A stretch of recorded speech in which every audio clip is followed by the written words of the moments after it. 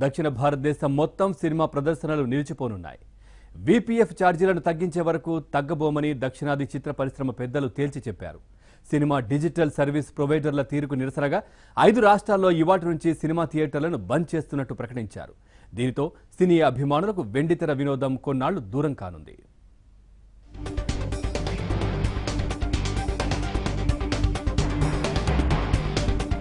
దక్షిణాది ప్రజలకు ఒకే ఒక ఎంటర్టైన్మెంట్ సినిమా.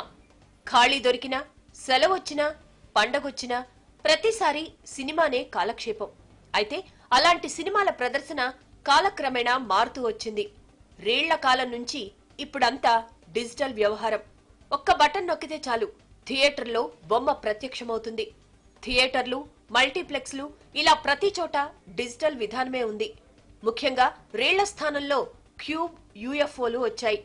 ఈ విధానంతో పట్టణం, పల్లె అనే తేడా లేకుండా కొత్త సినిమాను రిలీజ్ రోజునే ప్రదర్శించే అవకాశం వచ్చింది.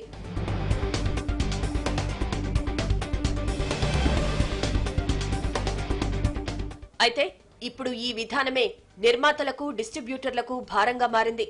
డిజిటల్ సర్వీస్ ప్రొవైడర్లు ఇష్టానుసారంగా ధరలు పెంచేయడంతో నిర్వహణ ఖర్చులు కూడా రావడం లేదంటూ డిస్ట్రిబ్యూటర్లు ఆవేదన వ్యక్తం చేస్తున్నారు.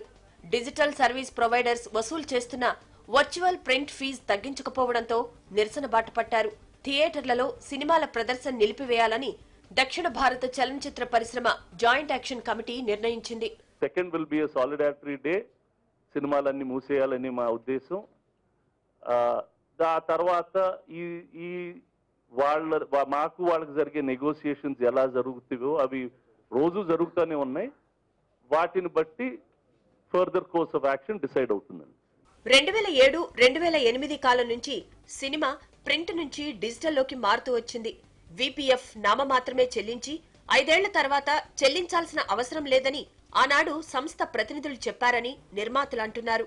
ప్రకటనల రూపంలోనే తాము ఆదాయం సమకూర్చుకుంటున్నామని హామీ ఇచ్చి ఇప్పుడు మాట మారుస్తున్నారని ఆగ్రహం వ్యక్తం చేస్తున్నారు. వీపీఎఫ్ కు అధికంగా డబ్బులు వసూలు చేయడం వల్ల నిర్మాతలు, డిస్ట్రిబ్యూటర్లు, ఎగ్జిబిటర్లకు భారంగా మారిందని చెప్తున్నారు. రెంట్లు కూడా ఎక్కువ ఛార్జ్ చేస్తున్నారండి, క్యూబును, యూఎఫ్ఓలు. ఆ రెంట్లు కూడా తగ్గించమని కోరుతున్నామండి. ఇది 2-3 మీటింగ్లు జరిగినాయి సార్, మెడ్రాస్లోను, బెంగళూరులోను.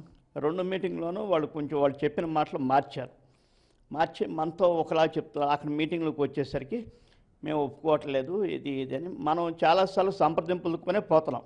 వచ్చిన డబ్బులు క్యూబ్ రెంట్లకే సరిపోతుంది సార్ వాళ్ళకి.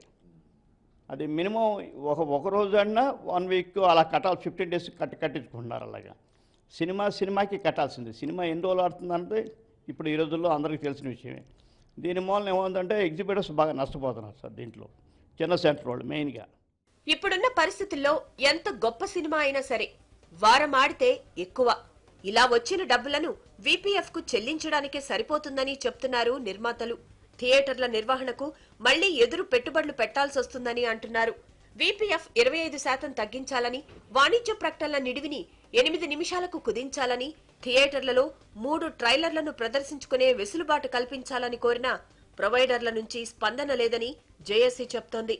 ఇంతకుముందు రీల్ ఉన్న సందర్భంలో వాళ్ళు ఏదో అవన్నీ చూసుకొని రేట్లు తగ్గించమని మా దక్షిణ భారత చలనచిత్ర జాయింట్ యాక్షన్ కమిటీ అని కమిటీ ఒక నిర్ణయం తీసుకుందండి. వాళ్ళు 25% రేట్లు తగ్గిమని అడిగితే వాళ్ళు తగ్గియలేదు. దాని గురించి మొత్తం అన్నీ బంద్ చేస్తున్నాము. తమిళనాడు, కేరళ, కర్ణాటక, ఆంధ్ర, దక్షిణ భారతదేశం మొత్తం అన్ని థియేటర్లు పూర్తిగా బంద్ పాటిస్తున్నాము. అది ఎన్ని రోజులు అవని ఏదైనా అవని మాకు వీటి మీద ఒక క్లారిటీ వచ్చే వరకు మేమందరం చేస్తున్నాం. దీనికి ప్రజలందరూ మాకు సహకరించవలసిందిగా కోరుతున్నాం. ఇదే కాదు, కొత్త డిజిటల్ సర్వీస్ ప్రొవైడర్ ను మార్కెట్లోకి తీసుకొచ్చేందుకు ఎన్నో ఏళ్లుగా ప్రయత్నిస్తున్న క్యూబ్, యూఎఫ్ఓ కంపెనీలు అడ్డుకుంటున్నాయి.